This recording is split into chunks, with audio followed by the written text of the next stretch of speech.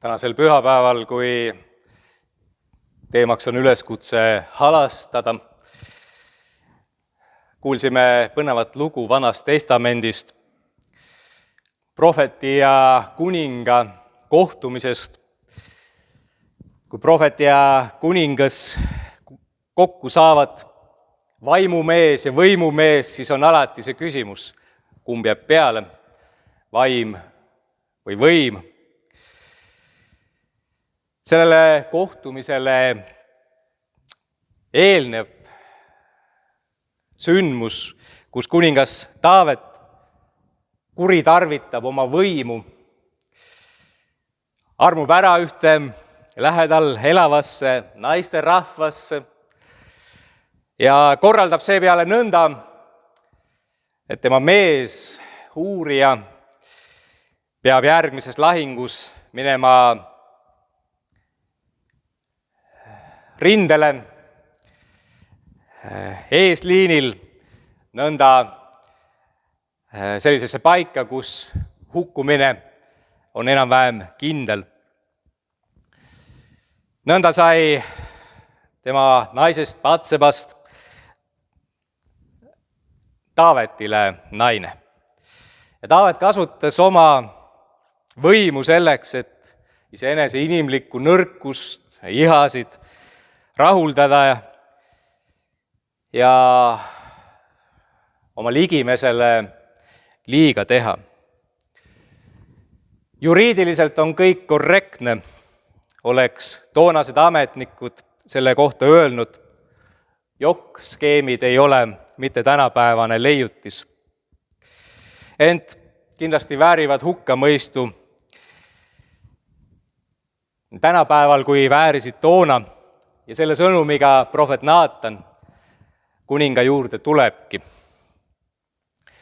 Kõneldes loo vaesest mehest, kelle ainsa talle kohalik võimumees temalt röövib, tõstab prohvet Taaveti silme ette peegli, kus vaatab vastu kuninga enese inetu elu. Taavet on kohe valmis ebaõiglust karistama, kui ta seda teiste juures näeb,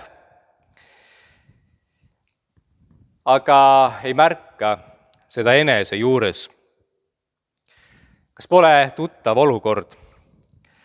Teise üle on nii kerge ja lihtne kohut mõista, tema tegusid arvustada, vigu esile tuua.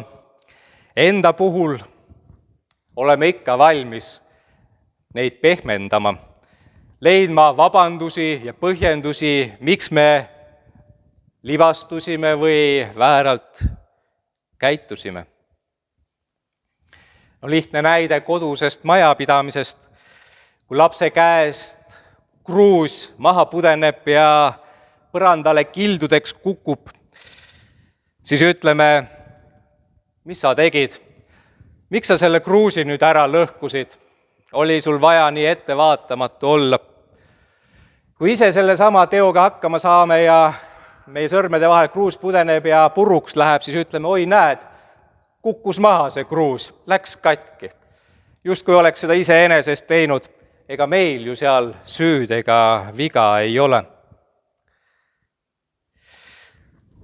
Ilmselt tuleb meil võtta tõsiselt seda tarkust, et kõik, mis puudutab inimsuhteid ja teist inimest, ligimest meie kõrval, ei saa me anda mustvalgeid hinnanguid ja puhtalt välise nägemise või arusaamise järgi otsuseid langetada.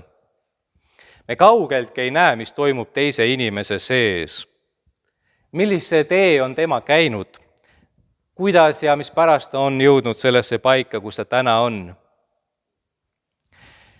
Iga inimene on alati rohkem kui tema teod.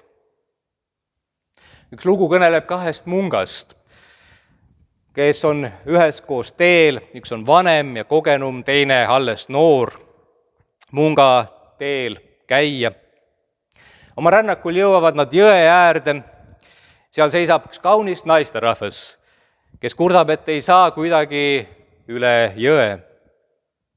Vanem munkades pakub siis kohe oma abi, võtab kaunitari sülle ning kannab ta kätel jõe teisele kaldale.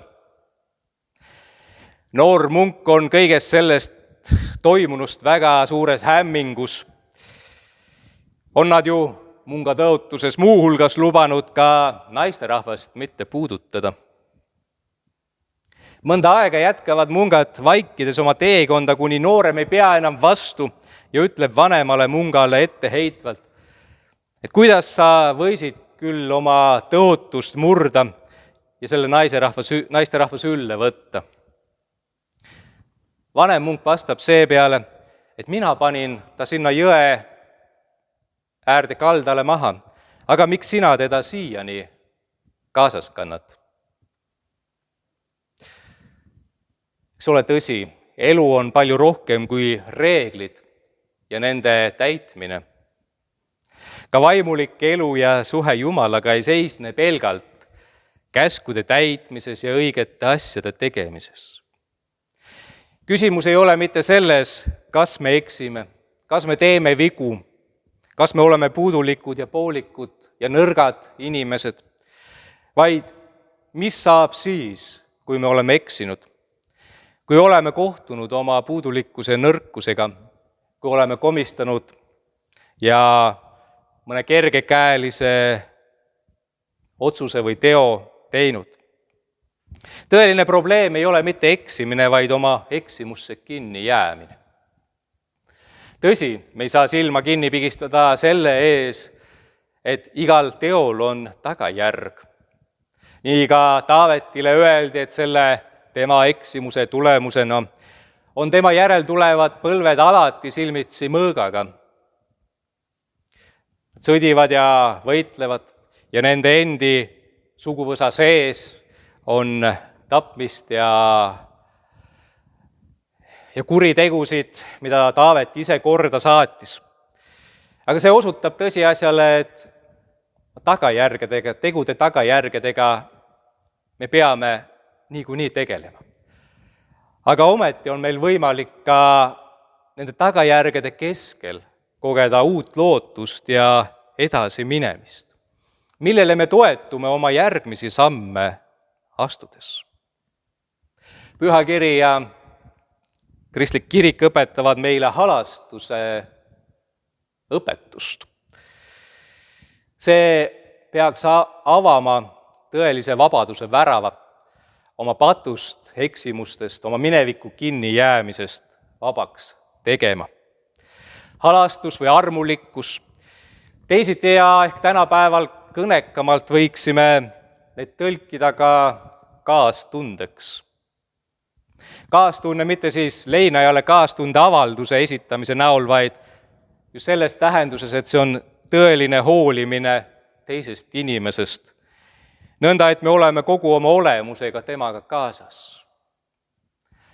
Halastus ja armulisus viitavad justkui võimul positsioonil ja alamal positsioonil oleva inimese vahelisel suhtel. Kellelgi on võimalik olla armuline, halastada. Ta jätab kohtumõistmise või kohtuotsuse langetamata.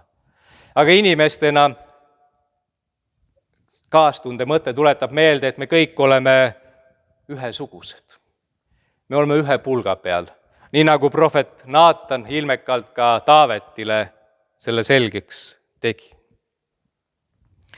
Pühakiri tuletab meelde, et see on Jumala hoiak ka meie inimeste vastu, millega me tohime arvestada. Ta on halastav, ta on kaastundlik. Kuningas Taavet siis, kui ta oli tapnud inimese, valetanud ja rikkunud abielu, saab Jumalalt vastuseks: Issand on su patu sulle andeks andnud, sa ei sure. Tänases evangeeliumis asetab Jeesus abielu rikkumiselt tabatud naise üle kohtumõistjate silme ette samuti peegli ja küsib: kas teie olete olnud eksimatud, kas te tõesti ei ole pattu teinud mitte iial? Kõik tunnistavad, et on küll ja lähevad ära. Ja apostel Paulus kirjas roomlastele keelab igasuguse kohtumõistmise ühemõtteliselt, öeldes: kohut mõistev inimene, ole sa kes tahes, sa ei saa ennast vabandada, sest milles sa teise üle kohut mõistad, selles mõistad sa süüdi iseenese. Sina, kes sa mõistad kohut, teed ju sedasama. Jeesuses Kristuses on Jumal näidanud meile, et tema ei taha inimest hukka mõista, paika panna ega alla suruda. Ta tahab inimese üles tõsta, anda uut lootust, julgustada edasi minema, julgustada kasvama. Meie Jumal on kaastunde Jumal. Ja nii ta ootab, et ka meie teostaksime oma elus kaastundlikku ja halastavat eluhoiakut. Jumala riik kasvab seal, kus kasvab kaastunne.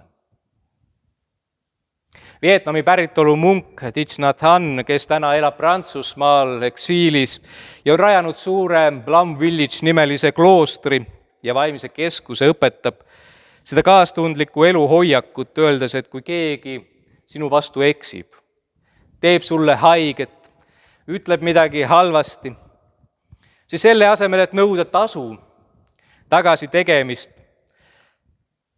vaatab kaastundlik hoiak tema peale kui kellelegi, kes on hädas, kes kannatab oma viha, oma eksimuste, oma tegude käes. Ta tõesti väärib meie kaastunnet. Tal on raske, ta on eksinud. Ühegi inimese Jumala näolise loomusega ei käi kokku teisele kannatuste valmistamine. Eksinu väärib nõnda meie kaastunnet. Tal on probleem ja selle keskel on ta raskustes.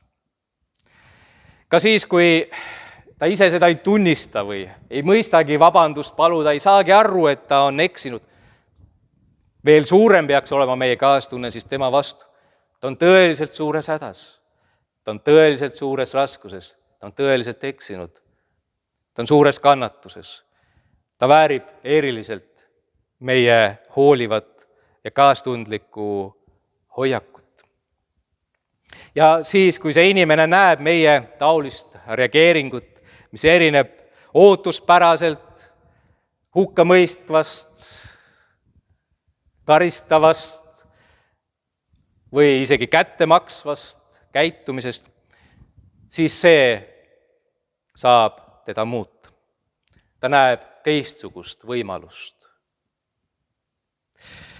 Kas ei kõla sellest praktikast vastu ehe selline jumalik hoiak, mida me näeme, kui vaatame Jumalale, nõnda nagu Jeesus Kristus meile teda on õpetanud ja meie silme ette tõstnud.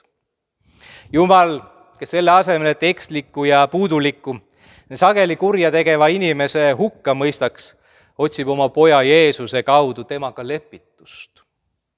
Ta tuleb inimesele vastu oma poega loovutades.